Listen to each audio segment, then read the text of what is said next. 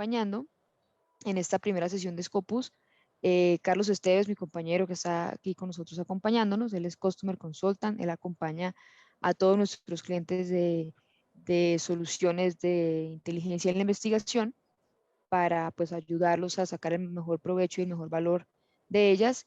Y mi nombre es Diana Balbuena y yo atiendo toda la región de México, bueno, del norte de Latinoamérica, para este portafolio de inteligencia en la investigación, dentro del cual se encuentra Scopus. Entonces quedamos a sus órdenes y por favor, insisto, compártanos sus preguntas o si quieren abrir el micrófono, también con mucho gusto las atendemos. ¿Cuál es la idea de hoy?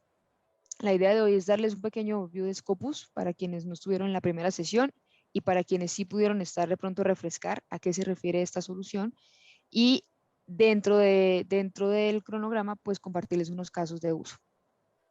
Entonces vamos a iniciar. ¿Qué es Scopus?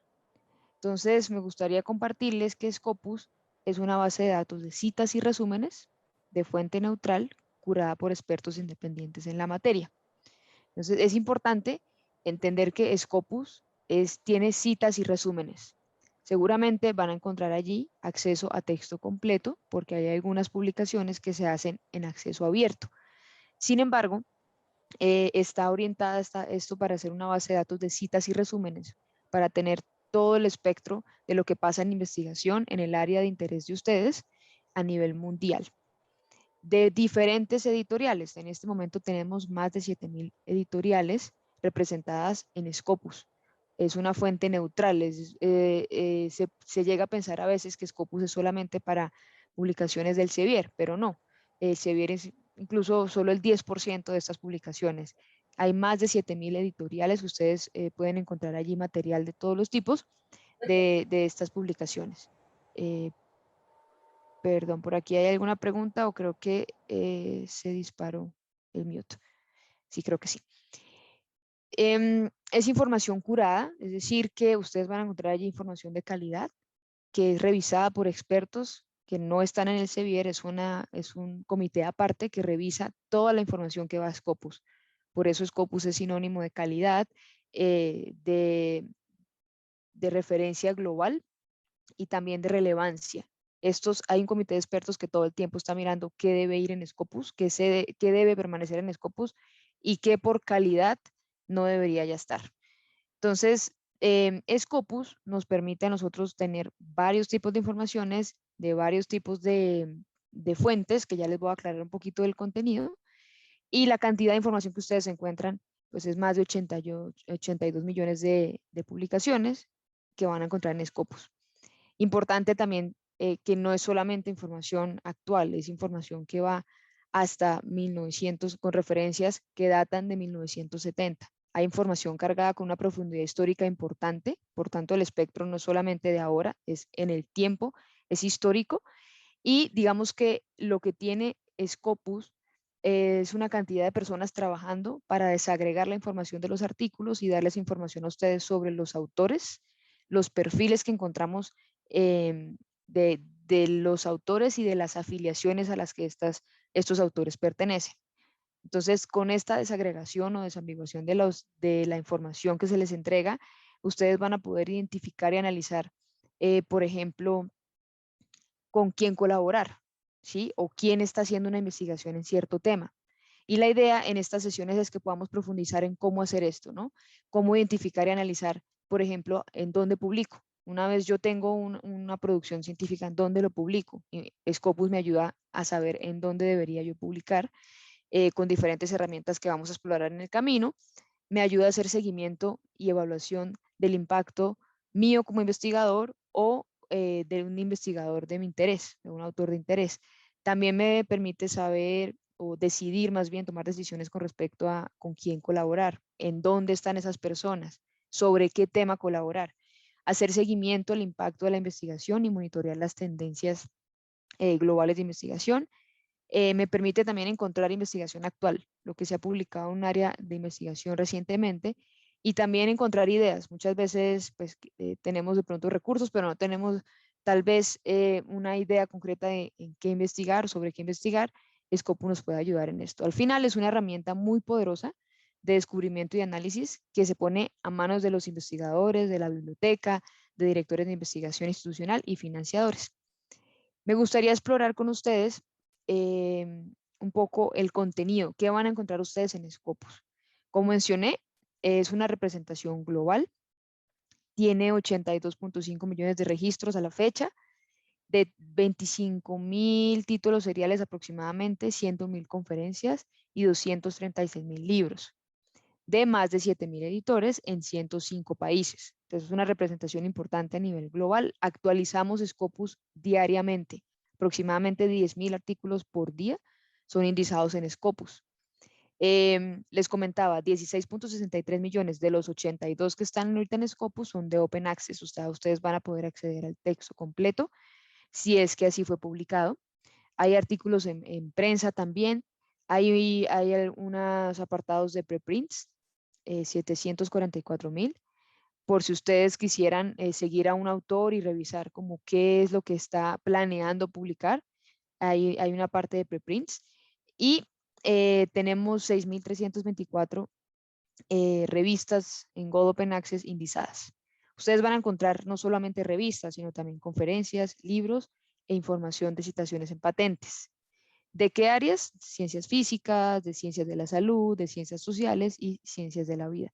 Es importante entender que aparte de las áreas temáticas, también es muy diverso en el tipo de información que tiene allí, porque, por ejemplo, eh, pues puede ser, no puede ser tanto el caso de la salud, pero sí, por ejemplo, en áreas como ingeniería, de pronto les interesa más las conferencias. Entonces es multidisciplinario y como les digo, se actualiza diariamente. Entonces ustedes van a tener la certeza de que la información que encuentran en Scopus es representativa a nivel global, es de calidad y también es muy diversa.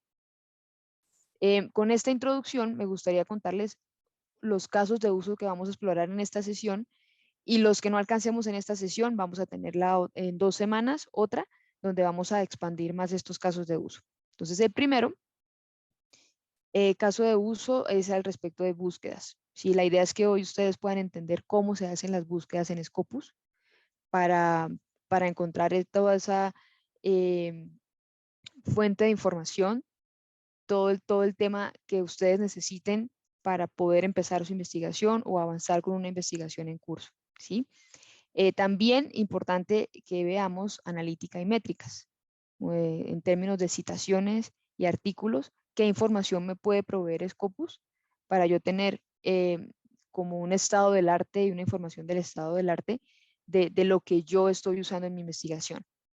También en términos de fuentes, les hablaba de cómo respondo yo a la pregunta de dónde publicar o dónde han publicado los autores a los que a mí me interesa seguir.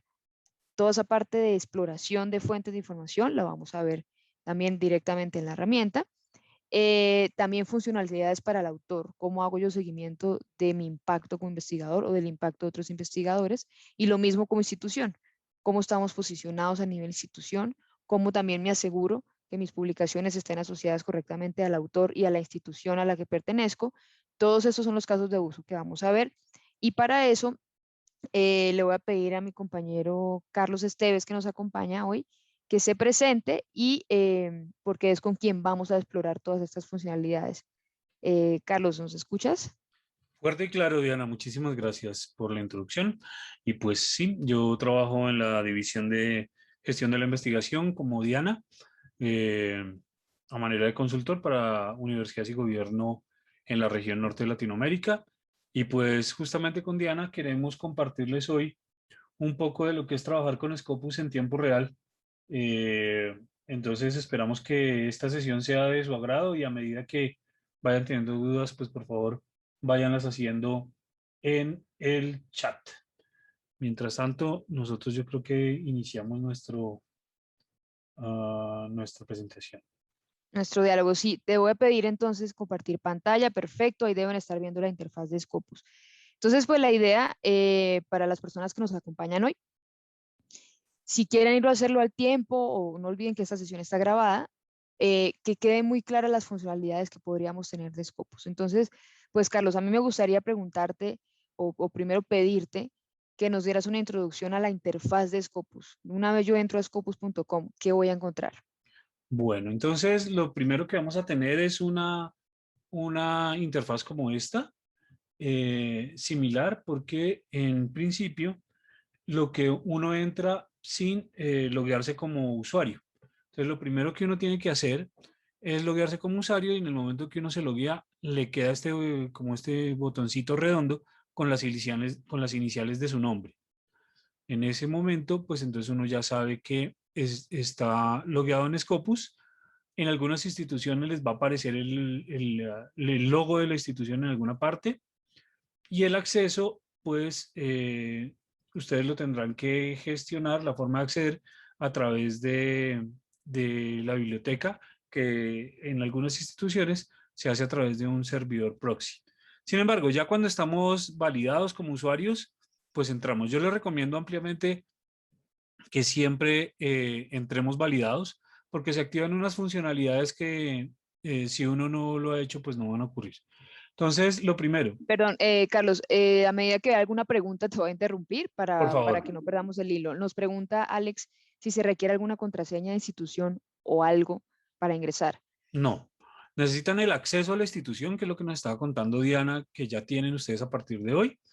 Y ustedes pueden hacer uso de Scopus sin necesidad de tener una contraseña, pero si quieren hacer uso de todas las funcionalidades, ahora les voy a mostrar como cuáles, sí es mucho mejor tener, estar logueado. ¿Por qué? Porque ya quedan ustedes con un espacio, miren, les voy a mostrar de una vez. Van a tener ustedes un panel de control, van a poder guardar sus búsquedas, guardar alertas, guardar listas y otras cosas que no se pueden hacer si no tengo, no me he validado, digamos, en la plataforma, pero no es obligatorio. Se puede hacer sin eso. La recomendación, utilice su correo electrónico institucional para que sea más fácil cualquier tipo de solución de cualquier problema. Sabe uno en qué institución están y es mucho más fácil hacer el rastreo. Entonces, mm, pues básicamente lo que tenemos acá en la parte superior, y esto es igual para casi todas las soluciones del Sevier, vamos a tener los diferentes módulos con los cuales contamos. Entonces tenemos un módulo de búsqueda, un módulo de sources, que son las revistas básicamente, pero pues no son solo revistas, hay otros tipos de documentos y las listas y un catálogo de biblioteca y un enlace a Saibal en caso de que la institución tenga enlace a estas dos cosas. Pero por lo menos estos tres módulos, búsquedas, fuentes y listas. El módulo de búsquedas requiere de tener acceso para tener su funcionalidad completa. El módulo de sources es completamente libre, así que usted puede entrar con o sin suscripción desde cualquier interfaz, su teléfono celular, en su casa, cualquier sitio, puede entrar a sources y listas, pues sí, también tiene que estar validado. Entonces, esto en primera instancia. Y lo primero que nos aparece va a ser la interfaz de búsqueda. Entonces, tenemos una interfaz de búsqueda en donde pues, nos invita a empezar la exploración. Vamos a tener la posibilidad aquí de un menú. Este menú es estamos en el módulo de Search. Este menú es de documentos, para buscar autores o para buscar afiliaciones, que son básicamente instituciones. Como decía Diana, tenemos como 70.000 instituciones dentro de la base de datos y cerca de 18 millones de autores también en el sistema de información. Aquí en esta ventana yo tengo los filtros. Entonces yo puedo escoger cuáles son los criterios por los que quiero hacer la búsqueda. Puedo hacerlo por todos los campos, por título, resumen y palabras clave. Esto creo que es común para todos. Esto creo que es un tipo de interfaz que es comúnmente utilizada en todos tipos. Sin embargo, quiero hacer referencia que, por ejemplo, ustedes pueden buscar, si quieren buscar por el nombre químico de una sustancia, pueden buscar y les van a aparecer los artículos o por el número CAS. Si quieren buscar por el número ORCID de un autor, por ejemplo, eh, entonces se pueden hacer este tipo de búsquedas. Por financiador, afiliación, es decir, la institución, si quieren averiguar los documentos que han salido de su institución, pues entonces buscan por affiliation name, por ejemplo, o todo lo que ha ocurrido en México, pues se puede hacer a partir de México o país o lo que sea. Entonces, ese es el primer, digamos, menú desplegable con el cual tenemos.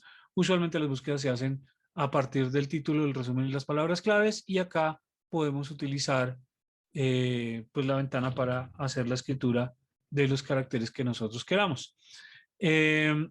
Esto me va haciendo renglones, entonces si yo quiero añadir otro renglón de búsqueda, puedo añadirlo acá. Aquí ya me regañó porque no puse nada en el primer renglón y puedo borrar los renglones de búsqueda. Puedo añadir un rango de fechas inicialmente o puedo hacerlo para la búsqueda general y tengo un enlace a la búsqueda avanzada. Entonces yo puedo hacer una búsqueda avanzada, aparte de esta búsqueda básica, con oprimir el botón de búsqueda, pues realizo eso. Eh, Tengo otro tipo de información, como un poco de lo que nos acaban de decir, cuántos perfiles de personas, cuántos perfiles, cuántos documentos, cuántas instituciones y cuántas editoriales, que no son 5.000, sino ya son más de 7.000, tenemos. Y si ustedes quieren encontrar más información o conocer más, pues tienen los enlaces para llegar allí. En caso de de necesitar ayuda, en este botón de la interrogación tenemos un enlace hacia la ayuda, hacia los tutoriales o hacia contactar. No voy a entrar en este momento en el de ayuda, pero para que ustedes sepan, Scopus cuenta con un chat. Toca escribir en inglés, eso sí, pero tienen un chat que les contestan 24 horas, 7 días a la semana en caso de que tengan alguna duda urgente, algún problema, pues allí van a tener un soporte inmediato. Eso es como la interfaz general en términos básicos, Diana. Perfecto, muchas gracias, Carlos. Pues me gustaría que entráramos a hacer algún ejemplo de búsqueda. Las búsquedas son uno de los casos de uso eh, como más comunes dentro de Scopus, ¿no? ¿Qué te Entonces, gustaría buscar? para poner el tema de moda que es coronavirus, o COVID, ¿COVID? ¿Te gustaría saber COVID, sobre COVID? Bueno, entonces miremos sobre COVID. sí, COVID se puede llamar COVID, ¿cierto? O también se puede llamar COVID-19, lo he visto así escrito, ¿cierto? O también lo he visto como COVID-19, por ejemplo. Entonces, esto solamente para mencionar que podemos utilizar los caracteres booleanos. Entonces, el carácter booleano OR pensemos en lógica de conjuntos, en diagramas de Venn. Entonces, aquí voy a buscar un conjunto de documentos que en su título abstract o palabra clave tiene la palabra COVID. Voy a buscar otro conjunto de documentos en donde tiene COVID-19 y voy a buscar un tercer conjunto de documentos con COVID-19 escrito de esta forma. Y lo que hace el operador OR es que nos va a hacer un solo conjunto de esos tres que se hacen la búsqueda. Entonces vamos a mirar qué resultado nos da. Y nos da 167.069 documentos, Diana. perfecto. Esa es una búsqueda simple, Esta es una búsqueda simple. perfecto. Si yo quisiera saber, por ejemplo, cómo el COVID ha afectado el turismo y quisiera empezar a refinar mis búsquedas, ¿cómo podría hacer esto? Bueno, entonces aquí hay varias formas. Eh, lo primero es que yo puedo, y esta es una recomendación, eh, yo puedo hacer una edición de esta búsqueda, ¿cierto? Entonces yo puedo editar la búsqueda. Aquí voy a volver a la pantalla anterior y voy a añadir un campo de búsqueda adicional. Entonces aquí voy a combinar este conjunto de datos, por ejemplo, con turismo.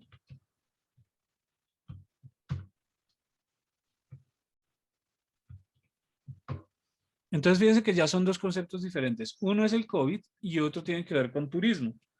Y lo que voy a hacer es buscar la intersección entre estos dos grandes conjuntos. Entonces, todo lo que hable de COVID, escrito o buscado de esta forma, y todo lo que tenga en el artículo, el abstracto, las palabras claves, la palabra turismo, por supuesto, esto se podría, o lo que debería hacerse es agrandarlo con otros términos, ¿no? Pero vamos a hacerlo simple para efecto de esta presentación y vamos a mirar entonces de esos 167.000, cuando ya lo combino con otra búsqueda como turismo, me quedan 1.216 documentos. Entonces ya vemos que esto ha disminuido considerablemente la cantidad de artículos, pero lo importante es que ya llegamos a un tema muy específico que es el de bueno, cosas que tienen que ver con turismo y con COVID. Básicamente esos son los artículos que hay aquí. Entonces, ya tengo esa búsqueda y vale la pena mencionar que en esta interfaz de los resultados tenemos varias cosas.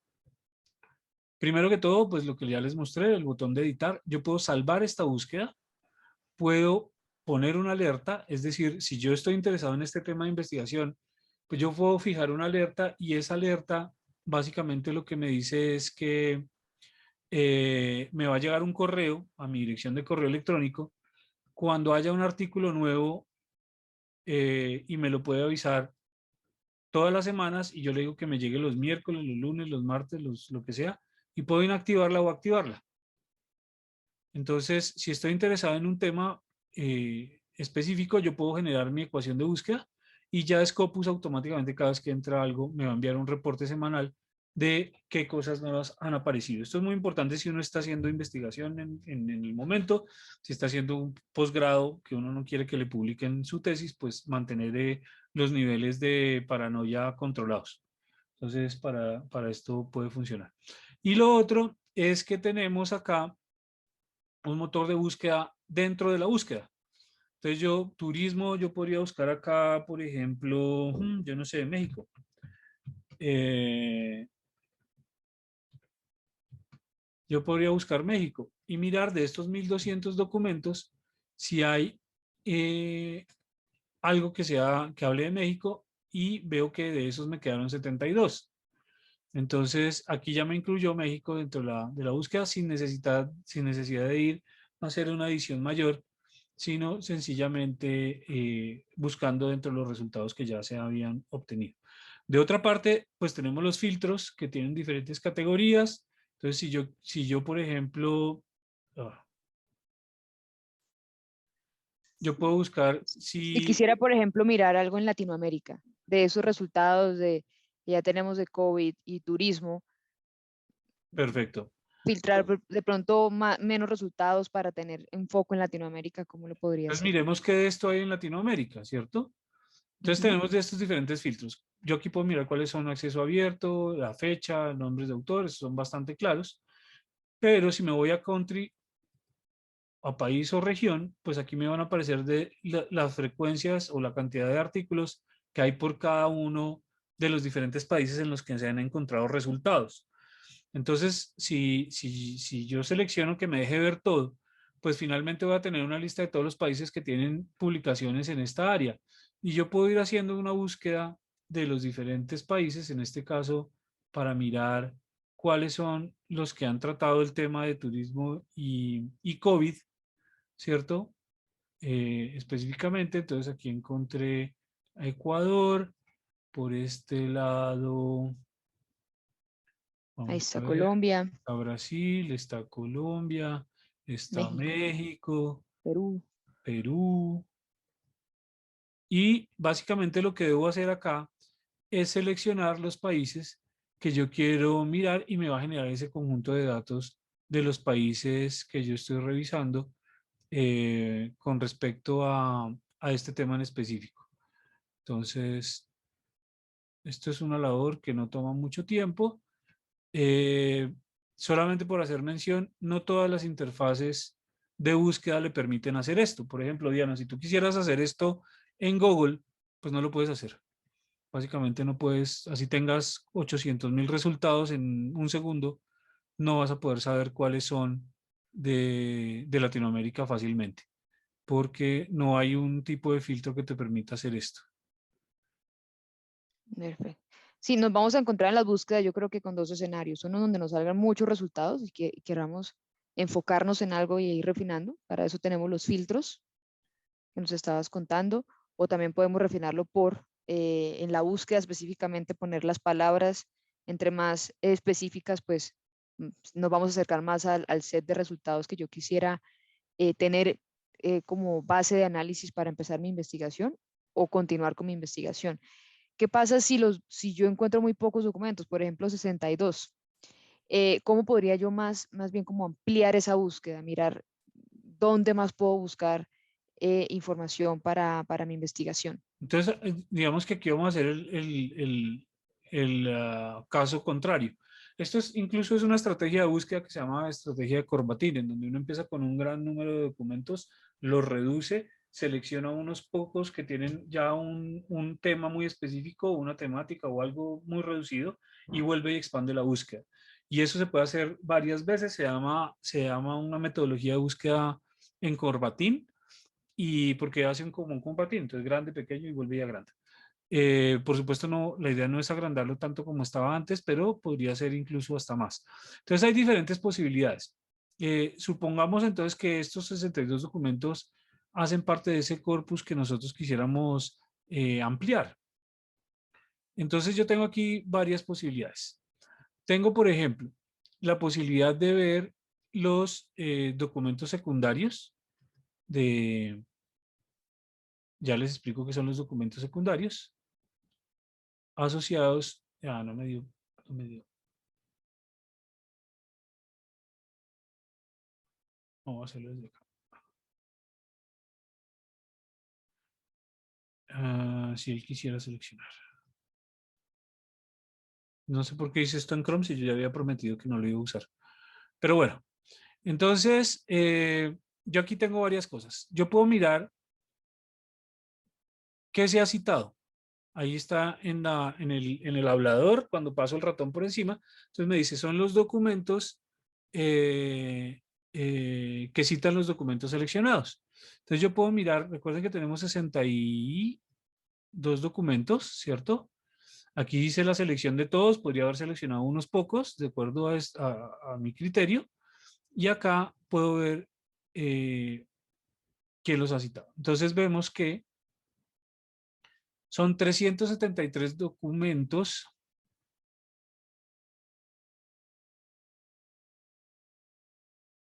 que han resultado citados a partir de estos 62. Entonces, esto me permite expandir un poco otra vez la búsqueda y voy a tener un poco más de información al respecto. Esta es una forma de poder hacer esa expansión. Voy a regresarme.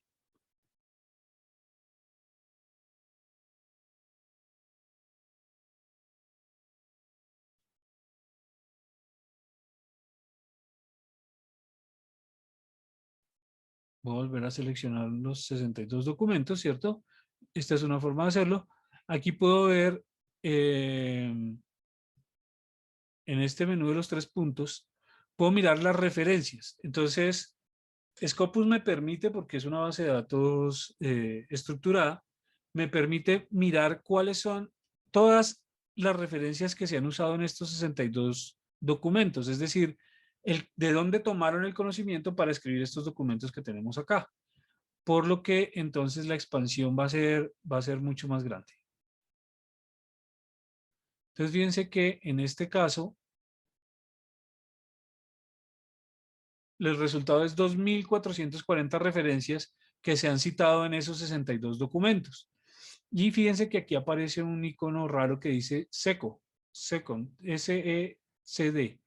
Esto hace referencia a que es un documento secundario. ¿A qué se refiere un documento secundario? Ustedes pueden utilizar en su bibliografía de un artículo que va a quedar publicado en una revista que está indexada en Scopus, ustedes pueden utilizar cualquier tipo de bibliografía. Artículos que estén o no indexados en Scopus. Eso no le importa a Scopus. Como decía Diana, es una plataforma neutral. Lo que pasa es que no vamos a poder extraer mayor información de esos artículos que no están indexados en Scopus. Sin embargo, tenemos la referencia. Entonces, tenemos algo de la referencia, sabemos el año y sabemos cuál es la revista donde se publicó y la fecha. Para algunos es más difícil conseguir la información, posiblemente estos PDFs no tienen los metadatos bien construidos y por eso no se encuentra el título del documento ni los autores. Esto es lo que hace la diferencia entre una revista indexada o no indexada en Scopus, la calidad de la información que se puede colectar. Y pues en otros sí tenemos claramente el título, los autores, las fechas, etcétera, etcétera. Entonces podemos tener documentos secundarios, esto lo podemos ver acá, y referencias basadas en documentos que se encuentran indexados en Scopus. Pues casualmente esto es casi miti-miti en este caso. Tenemos 1.225 documentos que se encuentran, de las referencias que se encuentran indexados en Scopus, y 1.215 que no se encuentran indexados en Scopus. Esto es bien interesante porque además nos sirve para hacer cierto análisis, tipo de análisis de cuáles son las fuentes de información que estamos utilizando para diferentes tipos de búsqueda. Entonces, estas son dos formas, Diana, de poder expandir esa búsqueda de pocos documentos a varios documentos. Y Perfecto. podríamos tener otra tercera. ya, pero esta es a nivel de artículo. No la voy a, solo la voy a mencionar, no la voy a ejecutar, pero es para que ustedes sepan.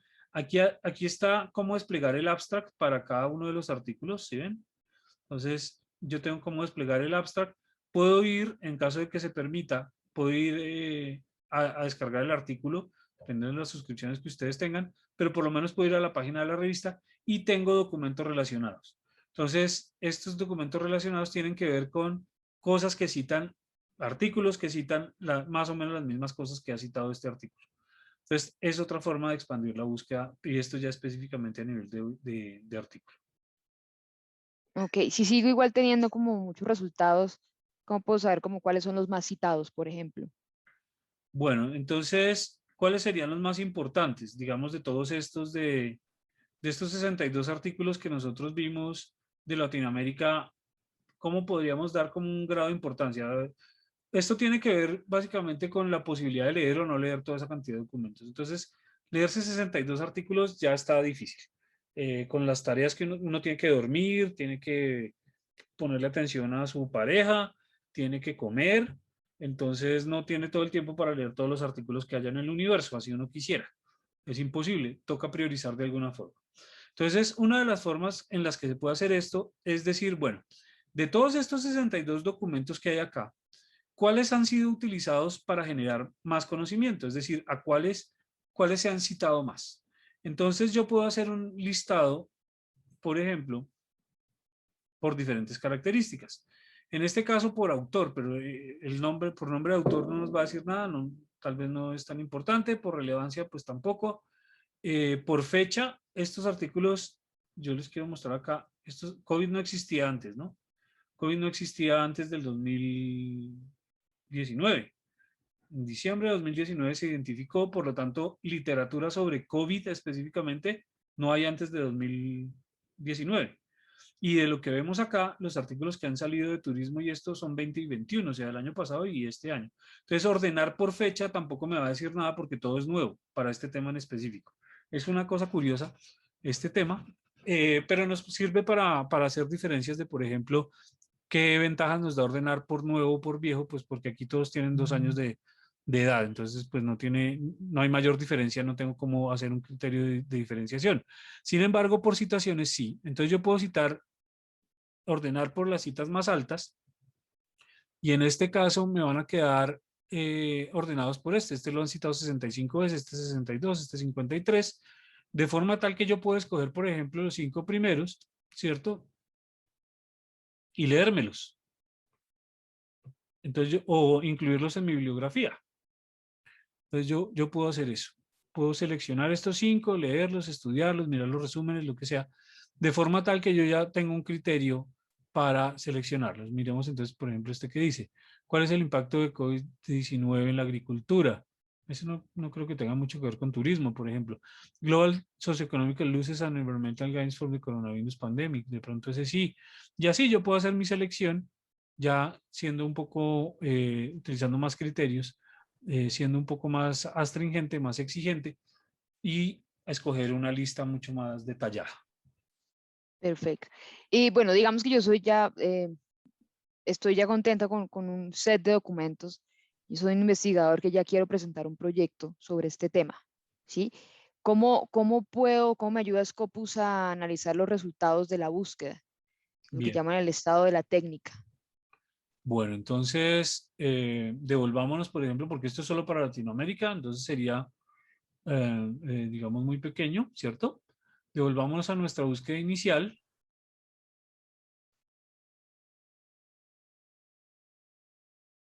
Fíjense que en este caso, como añadí estos filtros, ya no me lleva a la búsqueda básica, sino me trae a la búsqueda avanzada.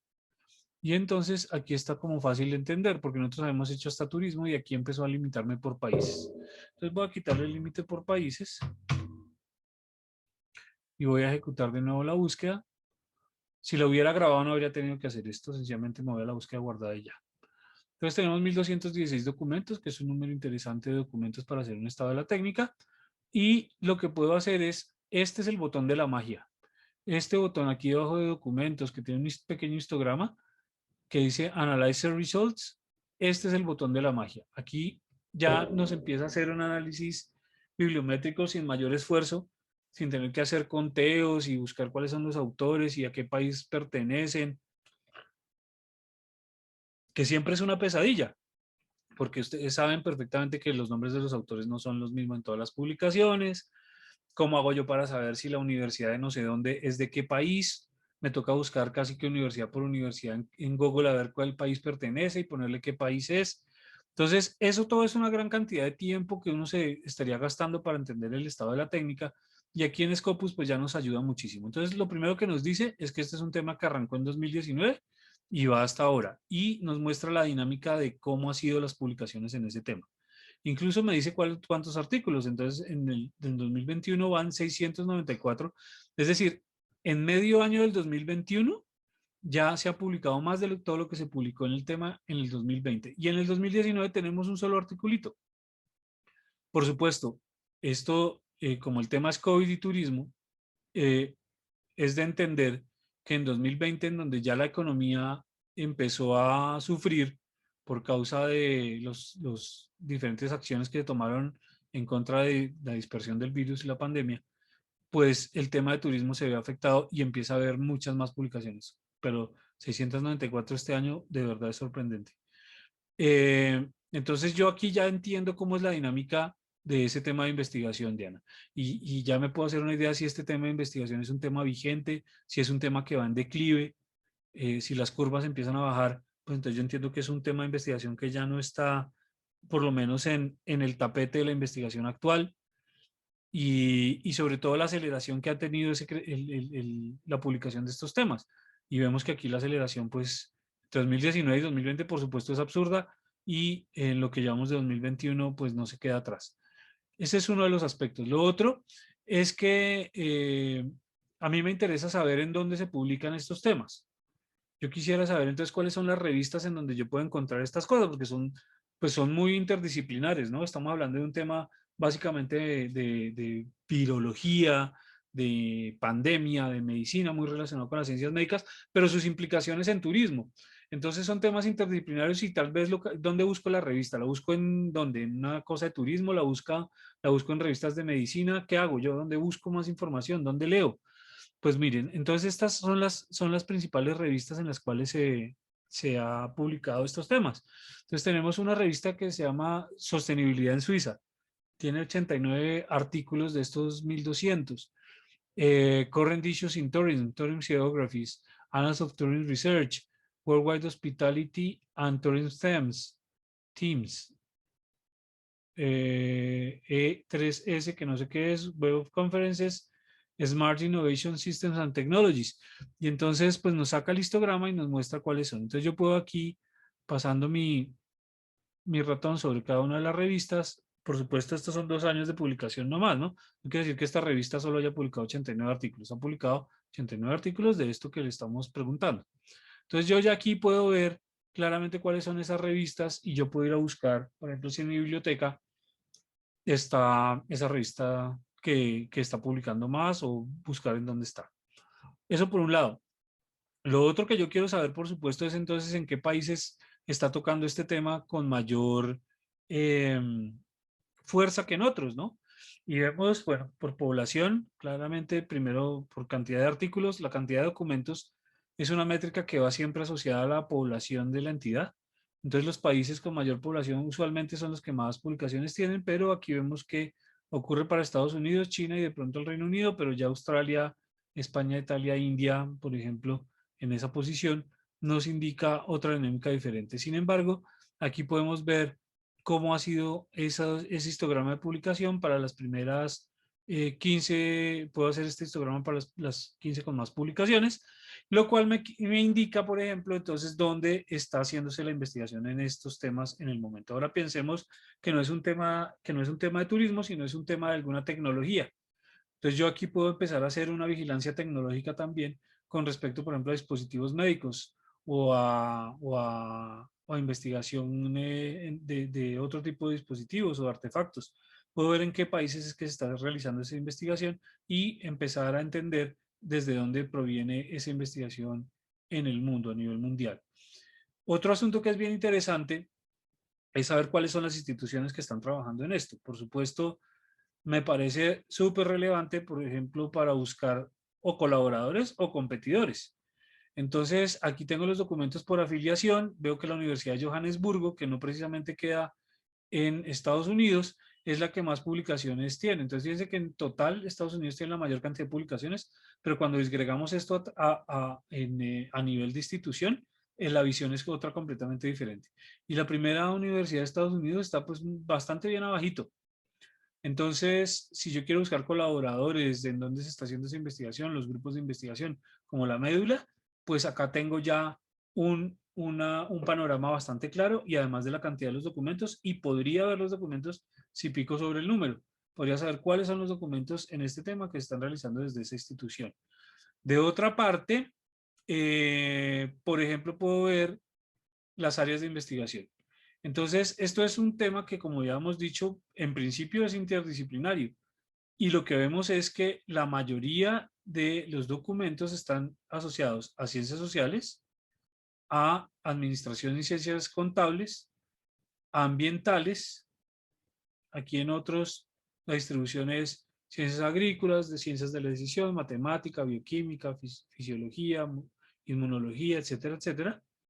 Y medicina tiene un porcentaje más bien bajo con respecto al otro. Entonces, ya, aunque sabemos que es un tema interdisciplinario, sabemos que las áreas del conocimiento que dan cuenta de esto están más en el área de ciencias sociales que en el área de medicina, biología y etcétera. Por supuesto, es turismo y COVID, ¿no? Los tipos de documentos, bueno, vamos a ver que la mayoría son artículos, hay varios en papers, en conferencias, en seminarios, en simposios, 108 para ser exactos, y vamos a tener también artículos de revisión, que pues por supuesto esto es un tema muy nuevo, incluso hay 60, siendo tan nuevo, esto es brutal, la cantidad de información que ha salido de COVID. Cartas y otros tipos de documentos que de acuerdo a la tipología, podemos encontrar también enfoques diferentes de la investigación que se realizó para producción de ese documento. Y tenemos información sobre, por ejemplo, entes financiadores, que también es importante al momento de querer cerrar el ciclo de la investigación e iniciar nuevos proyectos. Entonces, de esta forma, digamos que tienes ya un análisis más o menos claro del estado de la técnica, de en qué consiste.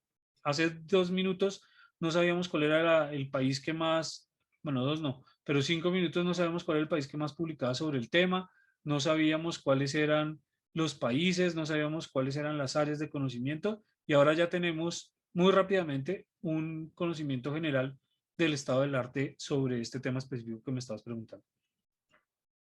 Bien, Carlos, pues muchas gracias. Em, Otra pregunta, tiene que ver más con facilidades para el investigador en el momento en el que ya está construyendo su producción científica, y es referente a la bibliografía. Es una parte que es requerida y a veces demanda muchísimo tiempo. ¿Hay alguna funcionalidad en Scopus que me ayude a ahorrar tiempo en esto? Uy, sí, eso es una pesadilla, y además es una pesadilla terrible porque hay países de los cuales nosotros no estamos acostumbrados a escribir ciertos caracteres. Aquí encontré uno. El señor Gosling, que debe ser por allá eslavo, esa O con esa diéresis a veces ni la encontramos en el teclado. Entonces, solamente en el proceso de digitación ya es una pesadilla. Y evidentemente, como tú dices, pues construir estas bibliografías es muy complicado. Supongámonos que vamos a hacer la bibliografía de todo esto, de 1200 referencias. Eso es absurdo, ¿no? Pero pensemos que lo vamos a hacer. Pues entonces hay formas fáciles de hacerlo. Lo primero es que yo puedo seleccionar los artículos uno a uno o unos pocos. Bueno, hagámoslo como va a ser en realidad. Entonces, digamos que yo escojo algunos artículos que quiero sumar a mi bibliografía, ¿cierto? Yo digo, vea, todas estas cosas son interesantes, me encantaría poder, o ya definitivamente los añadí al documento que estoy escribiendo, ¿cierto? Entonces selecciono algunos documentos y desde acá yo puedo generar la bibliografía. Entonces tengo esta opción, me va a botar una ventana emergente. Ah, no, menos mal. Es una ventana, la misma ventana. Entonces, fíjense que acá yo puedo imprimir, enviar por correo, guardarla como un PDF o crear una bibliografía. Entonces, si yo quiero imprimir, pues la imprimo. Si quiero enviarla por correo, pues tengo la oportunidad de enviarla a correo. Entonces, aquí me sale la opción de a quién le voy a enviar el correo, cuál es mi dirección de correo electrónico, cuál es el objeto de ese correo y si quiero enviarle un mail. Y además acá me dice, bueno, ¿y usted qué quiere enviarle al señor? Entonces yo le puedo enviar toda la información de citación, pero también le quiero enviar el abstract, el DOI, que es muy importante, de qué universidad salió ese artículo. ¿Y qué otra cosa me parece interesante? Por ejemplo, ¿quién financió esa investigación y cuáles son las referencias? Ah, bueno, y las palabras claves de indexadas. Entonces, yo puedo escoger y enviar ese correo electrónico. Esa es una forma de compartir esa bibliografía, pero también puedo generarla en forma de texto, ¿cierto? O en forma de HTML o construir un PDF y puedo escoger entre varias opciones de formatos bibliográficos. Entonces puede ser, por ejemplo, Harvard o Vancouver o Chicago, por ejemplo, que son bastante utilizadas en nuestros países y ya generar la bibliografía en esos formatos, lo cual pues le quita una gran cantidad de problemas porque ustedes saben que ese manejo de formatos tampoco es que sea tan sencillo. Tiene que poner nombre de autor, coma, perdón, apellido de autor, coma, nombre de autor, punto, nombre del segundo nombre, punto, coma, y después entonces separado por punto y coma, no sé qué, y punto y comillas, y en itálica, y el volumen y el no sé qué. Bueno, pues ya Scopus nos genera eso y nos quitamos ese problemita de encima. Sin embargo, no es la única forma de hacerlo, porque para aquellas personas que manejan, que utilizan manejadores bibliográficos, vamos a ver porque no ha terminado de cargar.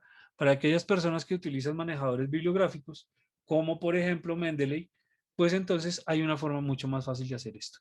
Entonces, yo tengo aquí un menú como que ustedes se dan cuenta que se activa cuando yo selecciono algo o todo de los artículos que me han dado y hay una pestaña. Este tiene una pestañita aquí. Esa pestañita despliega una ventana emergente que me confirma si la están viendo, por favor. Sí, Perfecto. sí, ya estamos viendo. Entonces, yo puedo exportar en diferentes formatos. Puedo exportar en formato BibTeX, por ejemplo. Si ustedes quieren hacer un análisis en otras plataformas mucho más profundo, por ejemplo, hacer un análisis sensiométrico y van a utilizar, siempre se me olvida el programa que siempre usan para hacer redes. Eh, NIM, Nine, ¿Cuál? ¿o ese es? No, no, no. Nime. No, el que hace las redes de colorcitos. Ahorita me acuerdo.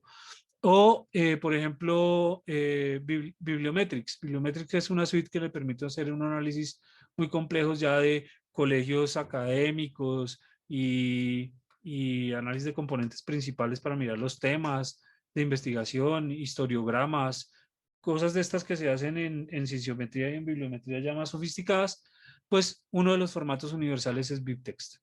Pero también lo pueden importar en formato de texto o en formato de texto separado por comas, o en formato RIS, que es otro formato que se utiliza, por ejemplo, para incorporarlo dentro de plataformas como EndNote o como Reference Manager. O si ustedes usan RefWorks como manejador bibliográfico, aquí de inmediato ya se los envía a RefWorks o a Mendeley. Entonces, si ustedes se dan cuenta, cuando yo selecciono Mendeley, se me eliminan todas las opciones. ¿Por qué? Porque a Mendeley va todo. Entonces ya Mendeley yo no tengo, ni siquiera tengo que seleccionar, va toda la información de metadatos.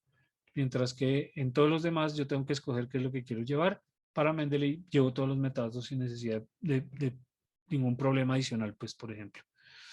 Con Mendeley, pues ustedes saben que hay otras ventajas adicionales que no vamos a hablar ahora, pero pues es un manejador bibliográfico muy interesante que tiene sus plugins para que ustedes trabajen en Word y ya está funcionando en Google Docs incluso. Perfecto, Carlos. Pues bueno, creo que nos has contado unas funcionalidades muy interesantes de Scopus. En términos de búsqueda, la idea es que las personas que ya tienen el acceso a Scopus empiecen a explorar lo que hemos visto hoy, desde las búsquedas básicas hasta las avanzadas.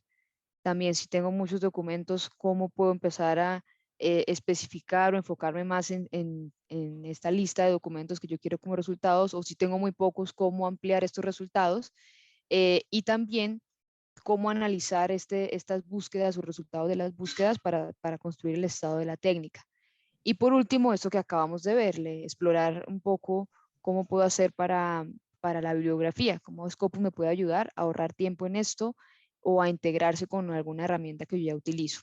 Entonces, pues muchas gracias, Carlos, por esta introducción. Creo que con esto abarcamos el caso de uso de búsquedas en términos de artículos. Me gustaría pasar ahora a explorar algo que mencioné que es uno de los fuertes de Scopus, es la analítica y las métricas que trae, ¿no? Cómo desagregamos la información de tal forma que a los investigadores les entregamos herramientas que les permitan también responder a preguntas de interés. Entonces, por ejemplo, tú nos contaste ahorita cómo podría yo establecer cuáles son los artículos más citados, pero si yo quisiera ver cómo ha sido el impacto en citaciones de un conjunto de artículos, ¿cómo podría hacerlo en Scopus? Bueno, esto es bien interesante. Eh, por ejemplo, miremos este corpus, ¿cierto? Todo completo, los 1200 y puncha de artículos. Eh, esto tratar de entenderlo así es bastante difícil, son no sé cuántas páginas, es un poco complejo. Entonces, la primera forma, aparte de lo que ya vimos de análisis de resultados, es, por ejemplo, ver aquí un resumen de citaciones. Sabemos que las citaciones están implicadas en, eh, en qué tanto se usa la información para generar nuevo conocimiento. Esto es lo que deriva en el impacto, lo que se ha llamado como el impacto. Entonces es básicamente de todos mis artículos o de estos artículos, cuántas veces se ha utilizado ese documento para generar nuevo conocimiento. Aquí hay una cosa espectacular y es que estos artículos tienen 2 años. Recuerden que estos artículos, el más viejo tiene 2 años. Entonces, la cantidad de citas que uno puede tener en 2 años son complicadas, es complejo. Pero sin embargo, acá podemos ver, acá podemos ver el total de citas y cuáles documentos han logrado esa citación. Entonces, tenemos las diferentes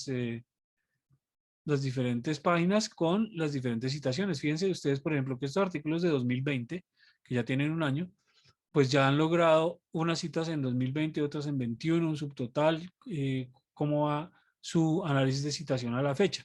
Y no solo eso, sino que además puedo ver cuáles son las citas, quiénes los ha citado. Entonces yo puedo ver cómo va avanzando el conocimiento.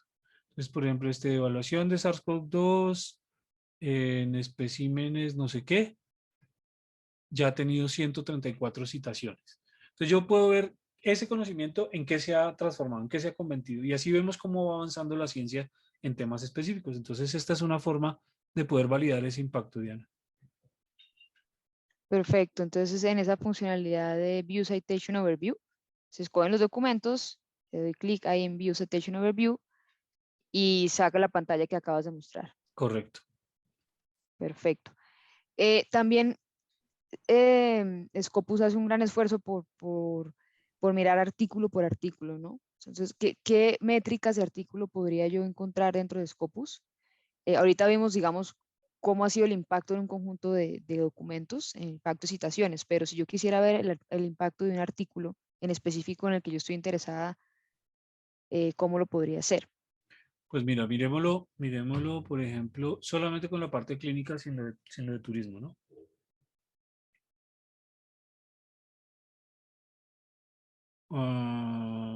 ¿Por qué no me quiere?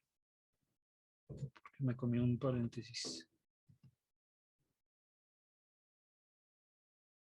Entonces, estos eran los 167.000 artículos que habíamos extraído de COVID, ¿no?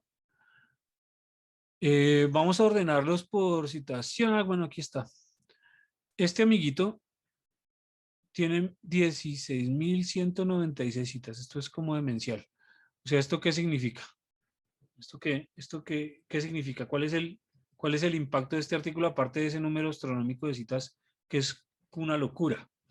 Entonces, Scopus, si ustedes, vámonos a la revista para hacer una comparación. Voy a ir al artículo original, a la revista, a la Pepa, pues, ¿dónde está esto? ¿Cierto? Entonces me voy a ir aquí a la revista y voy a poder observar qué información tengo yo o sea, los que lo publicaron, qué información tengo yo de ese artículo. Ah, se me fue para Clinical Key. No, yo quería la fuente. La fuente. Eh, a ver si quería irme a The Lancet. Bueno, va a ser complejo. Sin embargo, ustedes saben que en la revista lo máximo que van a tener es la información del artículo y de pronto descargas o algo así. Cuando estamos en Scopus, cuando miramos el artículo en Scopus, vamos a poder ver otro tipo de información que inyecta Scopus a los artículos. En Scopus, como decía Diana, al principio no tenemos el artículo completo, tenemos los enlaces a donde yo puedo acceder al artículo, pero no siempre tengo la posibilidad de descargarlo. Sin embargo, acá yo voy a tener otro tipo de información que me enriquece eh, Scopus con respecto a los artículos. Entonces, lo primero que les quiero contar. Vean ustedes acá que me trae una ventanita de métricas. Bueno, aquí me da la opción de ver el PDF incluso. Entonces, esta ventanita de métricas me dice, vea, tiene 16.000 citas, un impacto ponderado de citación astronómico, 4.000 y pico, esto es una cosa demencial. Y al parecer no tiene métricas alternativas. Pero tengo el resumen del artículo, ¿cierto? Y me añade otra información. Por ejemplo, en este caso, tengo información de las sustancias químicas que se mencionan en el artículo. De forma tal que si yo tengo acceso a una base de datos como Reaxys, yo puedo buscar artículos específicamente sobre estas moléculas. Ni siquiera leí el artículo, el título del artículo, ¿qué es esto? Características clínicas de pacientes infectados con coronavirus en Wuhan. ¿Y esta cosa cuándo la publicaron? En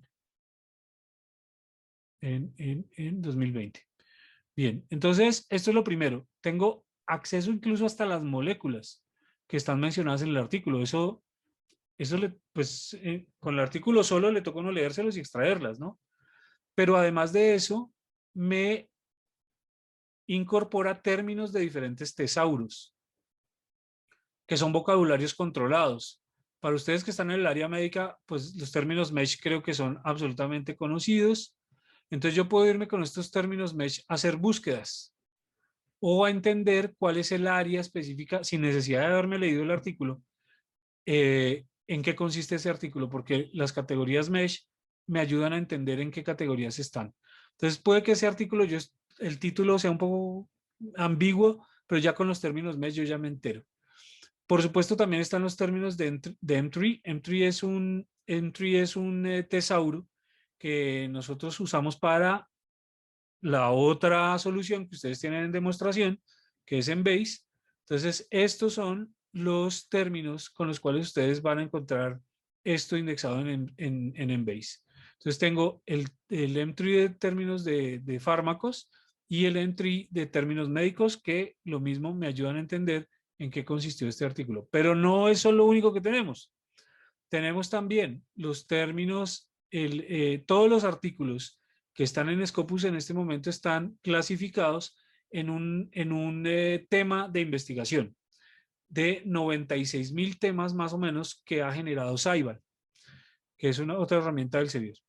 Y en este caso no lo califica en esta temática, en hallazgos radiológicos y características clínicas y COVID-19. Entonces, ya incluso este año tenemos todo lo que es COVID, que es muy nuevo, ya ha sido clasificado en temas de investigación nuevos. Entonces, fíjense que ya hay un tema que es características clínicas de hallazgos radiológicos para COVID. Y yo puedo encontrar más información acerca de esta categoría. ¿Cómo ocurre eso? Yo pico sobre esto y me aparece una ventana emergente. Yo no sé nada, absolutamente nada sobre eso de hallazgos radiológicos, todo esto es demasiado nuevo para mí, características clínicas, pero quiero entender. Pues bueno, esto como son grupos que se hacen a través de inteligencia artificial, de agrupamientos con inteligencia artificial, me generan un centroide, como los artículos que hacen más sentido de todo lo que es el tema. Son como los representativos del tema. Entonces, si yo me leo estos 3 artículos, yo voy a poder tener una visión clara de qué se refiere este tema de hallazgos radiológicos para COVID.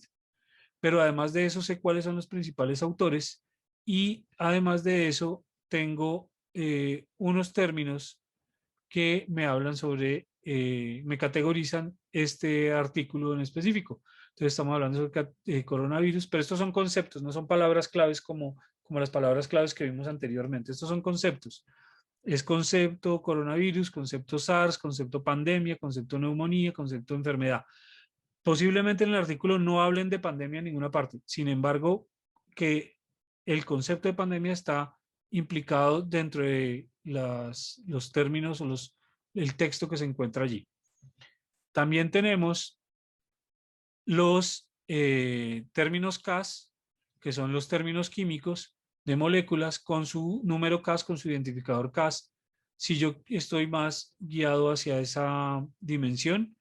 Y además de eso, me indica, pues ya me los extrae del texto, quiénes han financiado esa investigación que dio como producto este resultado, este artículo, quién lo financió. Esto también me ayuda en términos de generar nuevas oportunidades de financiamiento para mi investigación futura o mi investigación actual. Entonces, este es un ejemplo, Diana, pero miremos otro, porque quiero mostrarles otras cosas que se pueden lograr acá. A ver, miremos, por De ejemplo. pronto explorar la parte de métricas. Sí, lo que pasa es que este no tiene todavía todas las métricas, aunque tiene un montón de citaciones, no tiene todas las métricas. A ver, miremos este y hacemos un contraste.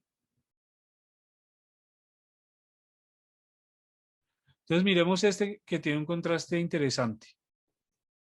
Fijemos en el que habíamos visto anteriormente, que no tenía métricas de Plum, tenía un impacto tiene citaciones en Scopus, está en el percentil 99, un control de citación muy alto, las vistas en Scopus muy altas, un impacto de citación muy alto, pero no tiene métricas alternativas. Contra este, que también las métricas son, las citaciones en Scopus son monstruosas, esto es un artículo del 2020, recuerden, o sea, un año. Ya lo han citado en 9,000 y pico de artículos. En Scopus, además. Las vistas de este artículo, vean que esto es bien interesante sobre todo para este caso de COVID. Estos son artículos de COVID en donde la gente ni siquiera ha tenido tiempo de verlos en Scopus, han sido muy poquitas vistas, pero ya se ha utilizado un montón como citación. Entonces se ha utilizado, es una barbaridad la tasa de vistas contra la tasa de conversión en citas. Es una cosa absolutamente loca, de las cuales 700 son en 2020 y 984 hasta el 2021.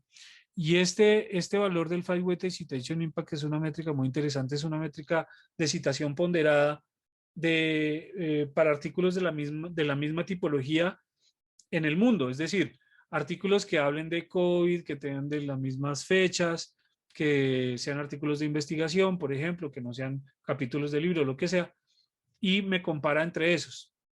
La media mundial es 1, o sea, es cuando yo alcanzo el número 1, he alcanzado la media mundial de citación. Este ha superado eso en un 2,600%, en un 2,400%, más o menos.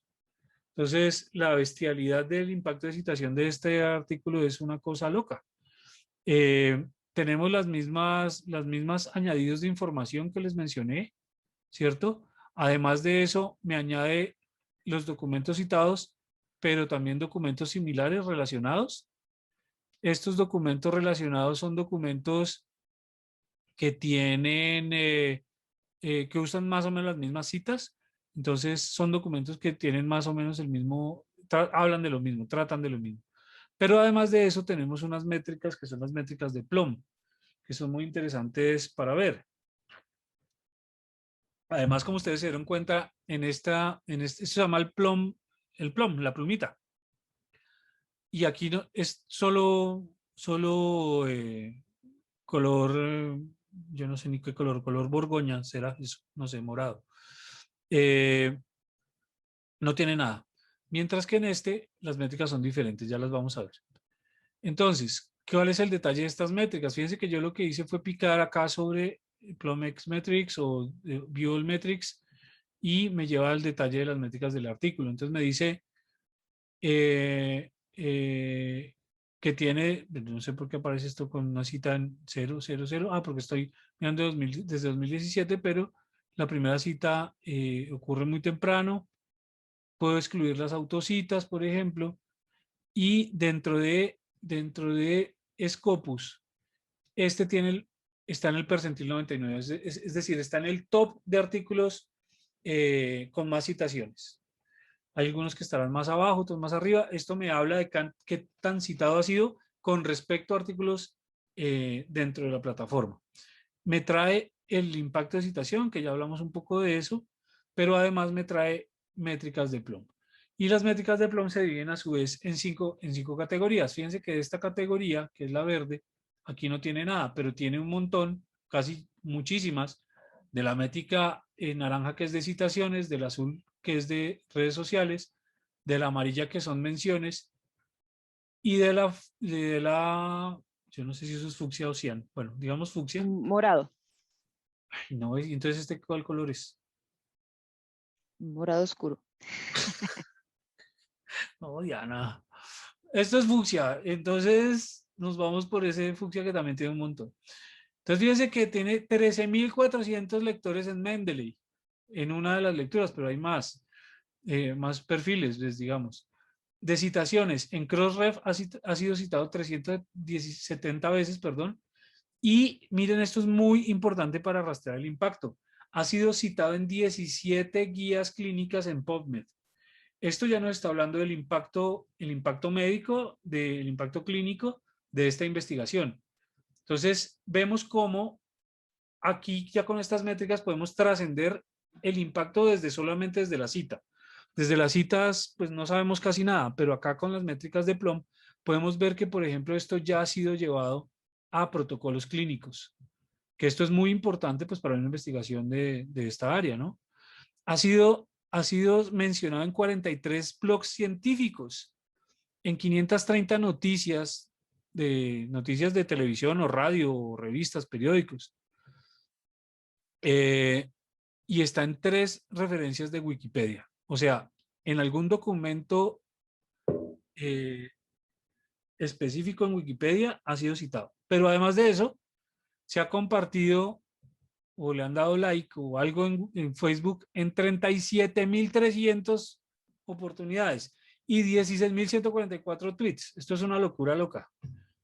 Miremos, podemos irnos más al chisme, más en profundidad. Entonces, aquí están las métricas de PLOM. Fíjense que aquí nos hace el resumen que es el que estábamos viendo, ¿cierto? Y acá lo que me va a mostrar es el tweet más reciente.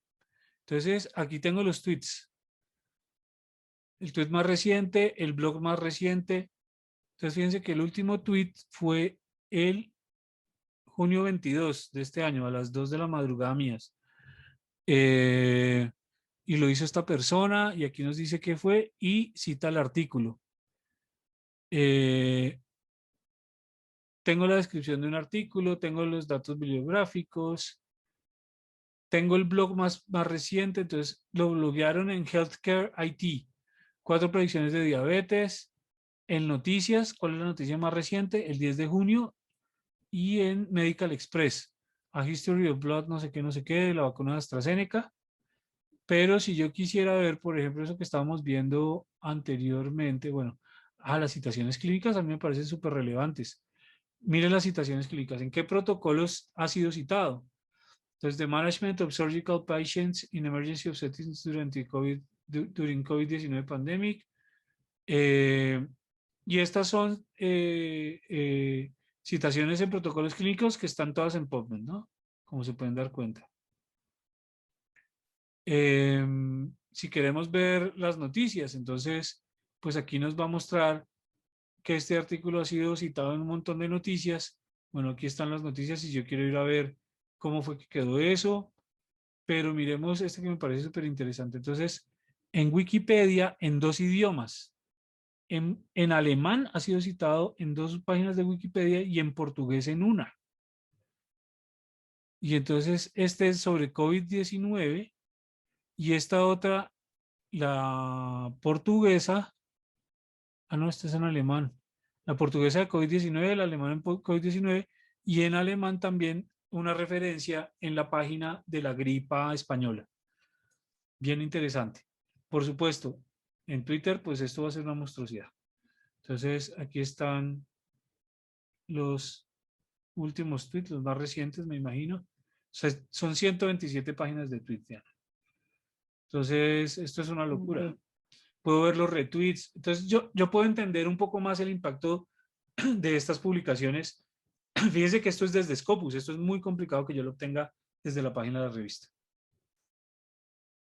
Perfecto, Carlos. Bueno, para las personas que se conectaron o que vean esta grabación, creo que el tiempo se nos está agotando, pero abarcamos los 2 casos de uso que queríamos para hoy. Muchas gracias, Carlos. El tema de búsquedas y en términos de analítica y métricas.